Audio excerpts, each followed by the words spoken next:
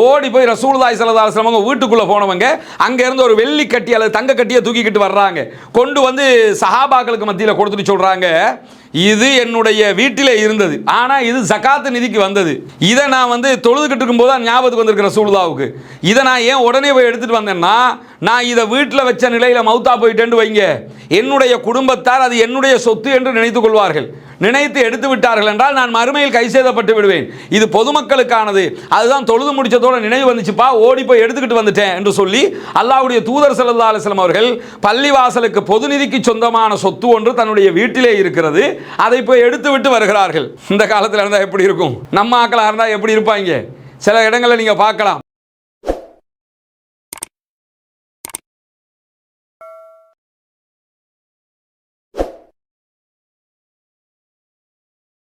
அன்பிற்கினிய சகோதர சகோதரிகளே, நம் அனைவர் மீதும் ஏக இறைவனுடைய அமைதியும் கருணையும் உண்டாகட்டுமாக. அஸ்ஸலாமு அலைக்கும் வரஹ்மத்துல்லாஹி வபரகாத்துஹு.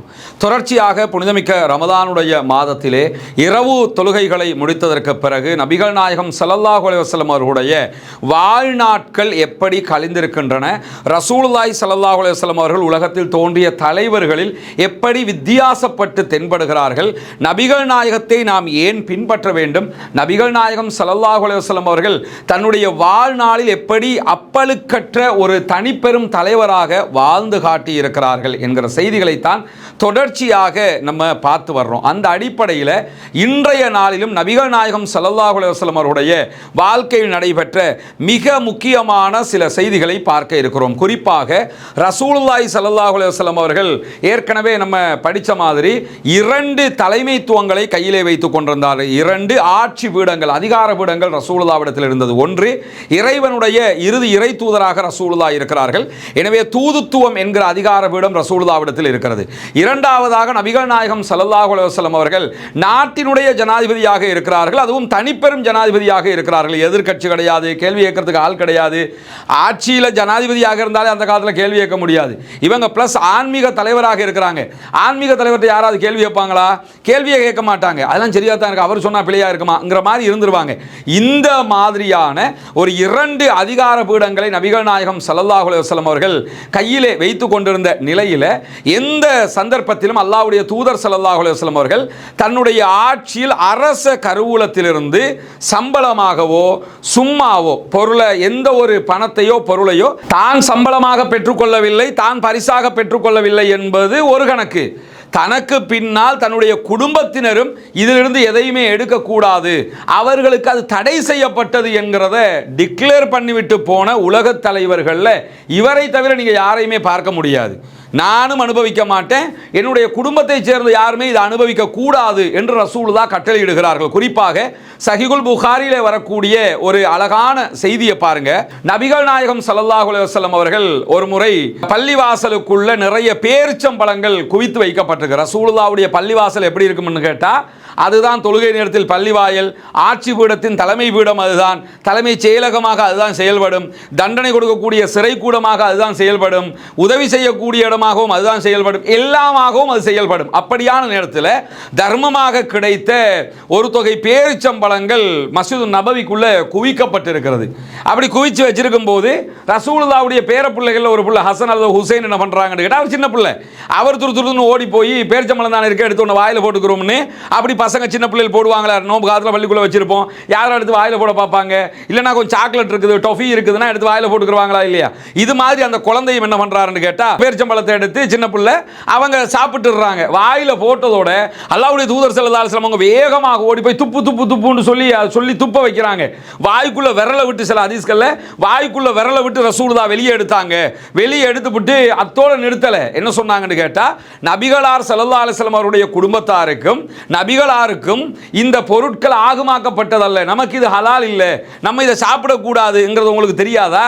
இது பள்ளிவாசலுக்கு ஏழைகளுக்காக வந்தது, நம்ம இதில் கை வைக்கவே கூடாது அப்படின்னு சொல்லி ரசூலுல்லாஹி ஸல்லல்லாஹு அலைஹி வஸல்லம் அவர்கள் சொல்லுகிறார்கள். கொஞ்சம் யோசிச்சு பாருங்க. இன்றைக்கு இருக்கக்கூடிய தலைவர்கள், இன்றைக்கு இருக்கக்கூடிய நிர்வாகிகள், இன்றைக்கு இருக்கக்கூடிய பல பள்ளிவாசல்களின் தலைவர்களை இதோட நம்ம ஒப்பிட முடியுமா? இன்னைக்கு நம்ம நாட்டில் இருக்கக்கூடிய எத்தனை ட்ரஸ்ட், எத்தனை நிறுவனங்கள்ல எவ்வளவு பிரச்சனைகள் இருக்கிறது. கஃபூரியா பொது சொத்து, அது எங்க சொத்துன்னு எடுத்துக்கிட்டு போயிட்டாங்க. அதே மாதிரி ட்ரிங்கோமலை ரசூல் ட்ரஸ்ட், அது எங்க சொத்துன்னு சொல்லி வழக்கு பேசிக்கிட்டு இருக்கிறாங்க. அதே மாதிரி இப்ப கல்லெலிய பெண்கள் அரபு கல்லூரி, அதை ஒரு குடும்பமே அபகரிக்கிறதுக்கு துடிச்சுக்கிட்டு இருக்கிறாங்க. பொதுமக்களுக்கு இலங்கை வரலாற்றில் இலங்கை மக்களுக்காக உருவாக்கப்பட்ட பெண்கள் அரபு கல்லூரியில் மிக முக்கியமான ஒரு கல்லூரி, பிளஸ் அரசாங்கத்தினுடைய முழுமையான ஆதரவு பெற்ற செமி கவர்மெண்ட் வேற ஜாகிரா காலேஜ் மாதிரி அரசாங்கத்தினுடைய இலவச பாட புத்தகங்கள் அந்த கல்லூரிக்கு கிடைக்கும், அரசாங்கத்தினுடைய முழுமையான அனுசரணை கிடைக்கும். இப்படி எந்த ஒரு அரபு கல்லூரியும் இலங்கையில் கிடையாது. அந்த அரபு கல்லூரியை மொத்தமாக ஆட்டையை போடுறதுக்கு ஒரு குடும்பம் தடுமாறிக்கிட்டு இருக்கிறாங்க. அதுக்குன்னு சொல்லி ஓடி அலைஞ்சிக்கிட்டு இருக்கிறாங்க. அது எங்க சொத்துன்னு கிடக்குறாங்க. எவ்வளவு வீம்பு மன அழுத்தம் இருந்தால் இப்படியான பொது சொத்துக்களை எல்லாம் எடுப்பதற்கு அச்சப்படணுமா இல்லையா? அசால்ட்டா பொதுமக்களுடைய சொத்துக்களை இது எங்களுடைய சொத்துன்னு அபகரிச்சுக்கிறான். அவ்வளவு பெரிய மதரசாவை ஆட்டையை போடுற அளவுக்கு மனசு வருதுன்னு சொன்னா அவங்ககிட்ட போய் இந்த பேரிச்சம்பழத்தில் ஹதீஸை சொன்னா அவன் ஏத்துக்குவானா? ரசூலுல்லாஹி ஸல்லல்லாஹு அலைஹி வஸல்லம் அவர்களுடைய நடைமுறையை சொன்னா அவன் ஏத்துக்கிற நிலையில இருப்பானா? இருந்திருந்தா இந்த வேலைகளை பண்ணுவாங்களா? யோசிச்சு பாருங்க. சாதாரணமாக அல்லாஹ்வுடைய தூதர் ஸல்லல்லாஹு அலைஹி வஸல்லம் அவர்கள் பொது சொத்திலிருந்து தன்னுடைய பிள்ளைகளோ தானோ பேர பிள்ளைகளோ யாருமே எடுக்கக்கூடாது என்கிறார்கள். ரசூலுல்லாஹும் எடுக்கல. பொது சொத்தை நெருப்பு மாதிரி பார்க்குறாங்க. ஆனால் இங்கே இருக்கிறவன் பூரா பொது சொத்தை அபகரிச்சுக்கிட்டே இருக்கிறாங்கிறத பார்க்குறோமா இல்லையா? இந்த மாதிரி ரசூலுல்லாஹி ஸல்லல்லாஹு அலைஹி வஸல்லம் உடைய வாழ்க்கை முறை கலந்திருக்கிறது. ஒரு பேரிச்சம்பழத்தை கூட தன்னுடைய பேரப்பிள்ளை தவறுதலாக கூட வாயிலே போட்டுவிடக் கூடாது என்பதில் கவனமாக இருந்திருக்கிறார்கள் என்றால் அல்லாஹ்வுடைய தூதர் ஸல்லல்லாஹு அலைஹி வஸல்லம் உடைய வாழ்க்கை எவ்வளவு அப்பழுக்கற்ற வாழ்க்கை என்பதை புரிந்து கொள்ளுங்கள். அதே போன்றுதான் சஹீஹுல் புகாரில் வரக்கூடிய இன்னும் ஒரு நபிமொழியை நீங்க பாருங்க. ஒரு நாள் தொழுகை முடிச்சிட்டு சஹாபாக்கள் எல்லாம் அமர்ந்து கொண்டிருக்கும் போது விறுவிறுன்னு ரசூலுல்லாஹ் சஹாபாக்களுடைய பிடரிகளை தாண்டி சென்று கொண்டிருக்கிறார்கள். பிடரிகளை தாண்டி செல்றாங்கன்னா தொழுகை நடத்துற இமாம் இந்த பக்கம் இருக்கிறாருன்னா மாமும்கள் அந்த பக்கம் பார்த்துக்கிட்டு தான் இருப்பாங்க. அவர் எழும்பி அப்படியே அவங்களை தாண்டி பின்னாடி போறாரு. ஓடி போய் ரசூலுல்லாஹி ஸல்லல்லாஹு அலைஹி வஸல்லம் வீட்டுக்குள்ள போனவங்க அங்க இருந்து ஒரு வெள்ளி கட்டி அல்லது தங்க கட்டியை தூக்கிக்கிட்டு வர்றாங்க. கொண்டு வந்து சஹாபாக்களுக்கு மத்தியில் கொடுத்துட்டு சொல்றாங்க, இது என்னுடைய வீட்டிலே இருந்தது, ஆனா இது ஜகாத் நிதிக்கு வந்தது. இதை நான் தொழுதுகிட்டு இருக்கும்போது தான் ஞாபகத்துக்கு வந்திருக்கிற ரசூலுல்லாஹ்வுக்கு. இதை நான் ஏன் உடனே போய் எடுத்துட்டு வந்தேன்னா, நான் இதை வீட்டில் வச்ச நிலையில மௌத்தா போயிட்டேன்னு வைங்க, என்னுடைய குடும்பத்தார் அது என்னுடைய சொத்து என்று நினைத்துக் கொள்வார்கள். நினைத்து எடுத்து விட்டார்கள் என்றால் நான் மறுமையில் கை செய்தப்பட்டு விடுவேன். இது பொதுமக்களுக்கானது. அதுதான் தொழுது முடிச்சதோட நினைவு வந்துச்சுப்பா, ஓடி போய் எடுத்துக்கிட்டு வந்துட்டேன் என்று சொல்லி அல்லாஹ்வுடைய தூதர் ஸல்லல்லாஹு அலைஹி வஸல்லம் அவர்கள் பள்ளிவாசலுக்கு பொது நிதிக்கு சொந்தமான சொத்து ஒன்று தன்னுடைய வீட்டிலே இருக்கிறது, அதை போய் எடுத்து விட்டு வருகிறார்கள். இந்த காலத்தில் இருந்தால் எப்படி இருக்கும்? நம்ம ஆக்களாக இருந்தால் எப்படி இருப்பாங்க? சில இடங்களில் நீங்கள் பார்க்கலாம், பள்ளிவாசலுக்குரிய காசாக இருக்கும், பள்ளிவாசலுக்குரிய சொத்தாக இருக்கும். அது தலைவரை வீட்டில் வச்சிருக்கிறோம் அப்படிம்பாங்க. ஏன் தலைவரை வீட்டில் வச்சிருக்கிறிய அப்படின்னு கேட்டால், இல்லை தலைவரை வீட்டில் பாதுகாப்பாக இருக்கும்ல, அதுக்கு தான் கொண்டு போய் வச்சிருக்கிறோம். ஆனால் பள்ளிவாசலே பாதுகாப்பு இல்லை என்ற நிலைமை இருக்குதா? பள்ளிவாசல் சொத்து பள்ளிவாசலில் இருக்கணும், அது ஏன் தலைவரை வீட்டில் கொண்டு போய் வச்சிருக்கிறிய? பள்ளிவாசல் பணத்தை ஏன் தலைவரை வீட்டில் கொண்டு போய் வைக்கணும்? எப்படியான நடைமுறையை நம்ம வச்சுக்கிட்டு இருக்கிறோம்? அல்லாஹ்வுடைய தூதர் ஸல்லல்லாஹு அலைஹி வஸல்லம் அவர்கள் எப்படியான நடைமுறையை வைத்திருந்தார்கள்? அரசாங்க சொத்து என்னுடைய வீட்டில் இருந்ததப்பா, நினைவுக்கு வந்தது, அதான் ஓடி போய் எடுத்துட்டு வந்துட்டேன். இப்படி யாரை பார்க்க முடியும்? அவர் அதை எடுத்திருந்தா கூட யாரு கேள்வி கேட்பா? யாராவது கொஸ்டின் பண்ண முடியுமா? யாருக்குமே தெரியாதுங்க, அல்லாஹ்வுக்கு மட்டும்தான் தெரியும். இறைவனை பயந்த ஒரு காரணத்தினால் ரசூலுல்லாஹ் அதை செய்கிறார்கள், இறைவனின் தூதர் என்பதால் செய்கிறார்கள். அது இல்லைன்னா யாருக்கு தெரிய போகுது? கொடுத்தவருக்கு தெரியும். அவர் ரசூலுல்லாஹ் பங்கிட்டு இருப்பாங்கன்னு நினைச்சுக்கிட்டு இருப்பாரு, அவர் கேட்கவா போறாரு?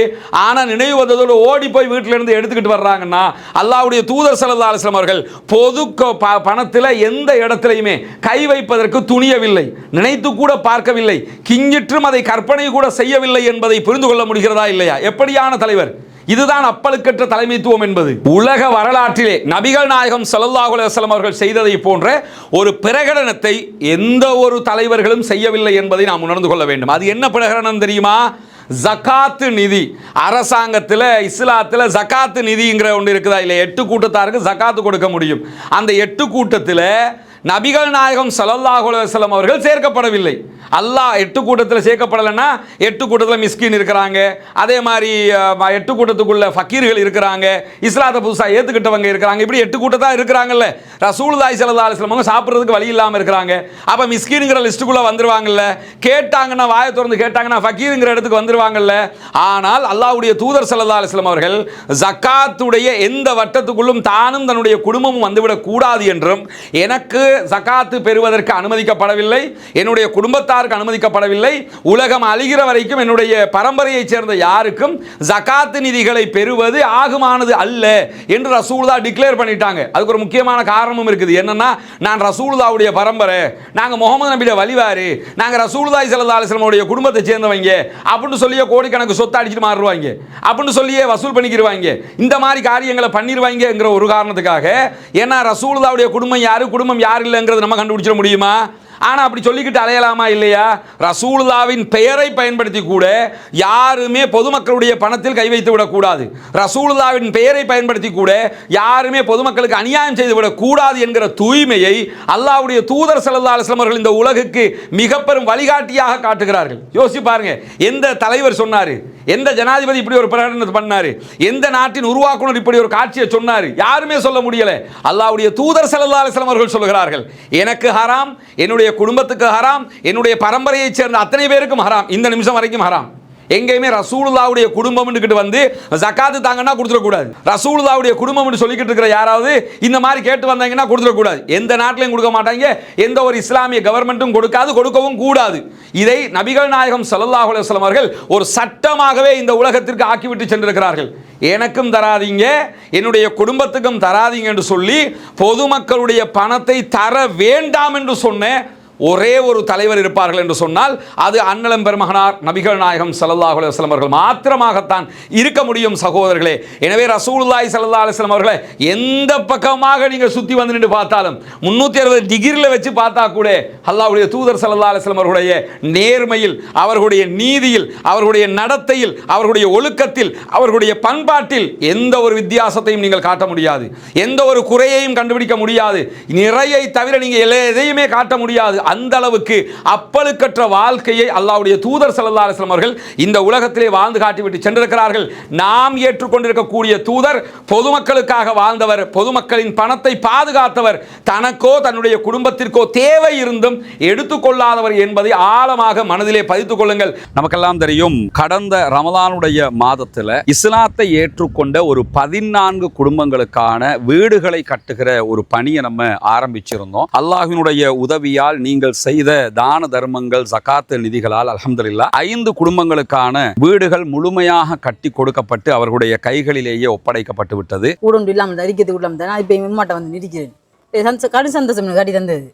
இது உங்களோட வீடு, இனி ஃபௌமி வேலை நடக்குதாண்டெல்லாம் பார்க்க வர மாட்டார், வேலையெல்லாம் முடிச்சிட்டோம் நாங்க. சரிதானே? உங்களுக்கு எப்படிமா? சந்தோஷமா? நிறைய பேருக்கு உதவி செஞ்சிருக்காங்க, அவங்களுக்கு என்ன சொல்ல நினைக்கிறீங்க?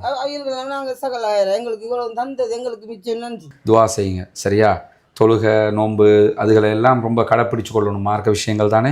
அல்லாட்ட நம்ம உலகத்துக்கு எங்களால் முடிஞ்சதை நாங்கள் செஞ்சிட்டோம், மறுமைக்கு நீங்கள் தான் தேடிக்கொள்ளணும், சரிதானே? இந்த வீடு கட்டி முடிஞ்சதோடு நாங்கள் வர்றோம். அவங்களோட மனைவி வந்துட்டாங்க வீட்டுக்கு. கேட்கும்போது என்ன சொன்னாருண்டா, நான் இதுக்கு தான் நினைப்பேன், அந்த வீடு நீங்கள் கட்டி தந்துட்டீங்க, எனவே நாங்கள் இனி சந்தோஷமாக இருப்போம்.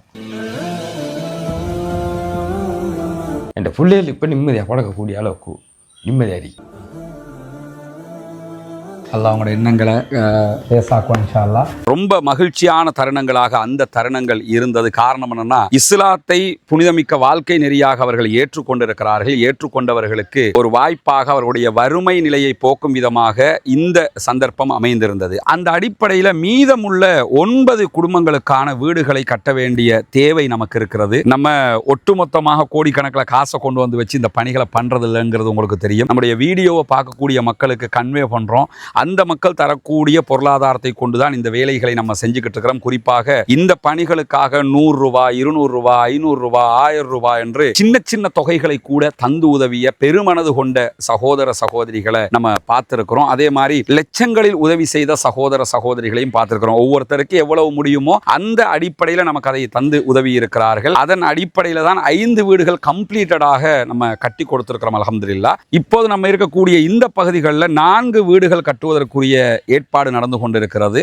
2 வீடுகளுக்கான அத்திவாரம் போட்டிருக்கிறோம். இந்த அத்திவாரம் தித்வா புயல் வர்றதுக்கு முன்னாடி போட்டது. புயல் வந்ததோடு அந்த புயல் பணிகள், அந்த வேலைகளால் நமக்கு இதெல்லாம் நிறுத்தி இருந்தோம். அதனால தான் நம்ம விளம்பரங்களும் அது தொடர்பாக எங்கேயுமே போடலை.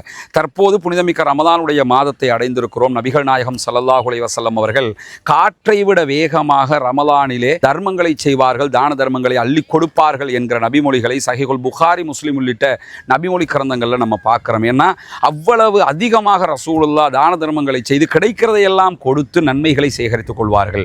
அதே நேரத்தில் அல்லாஹு தாலா திருமறை குர்ஆனில் ஜகாத்து பெறுகிற கூட்டத்தினரை பற்றி 8 கூட்டத்தினருக்கு நீங்கள் ஜகாத்து வழங்க முடியும் என்று சொல்லும்போது அதிலே ஒரு கூட்டத்தினராக முஅல்லஃபத்துல் குலூப், இஸ்லாத்தின் பால் உள்ளங்கள் ஈர்க்கப்படுகிறவர்கள் என்கிற ஒரு பிரிவினரையும் நமக்கு காட்டித் தருகிறான். எனவே இஸ்லாத்தை ஏற்றுக்கொள்ளுகிற சகோதரர்களுக்காக ஜகாத்து நிதிகளை கொடுக்க வேண்டியது கடமையாக இருக்கிறது. ரமலானுடைய காலத்திலே ஜகாத்துகளை கணக்கு பார்த்து ஏழை எளிய மக்களுக்கு கொடுக்குகிற சகோதரர்கள் இந்த பணிக்காகவும் ஒரு போர்ஷனை ஒதுக்குங்க. உங்களால் முடிஞ்ச ஒரு தொகையை முன்னால் தெரிகிற நம்முடைய ஹியூமனிஸ்ட் பீப்புள் ஆர்கனைசேஷன் என்கிற ஆர்கனைசேஷன் அக்கௌண்ட்டுக்கு நீங்கள் வைப்பிலிட முடியும்.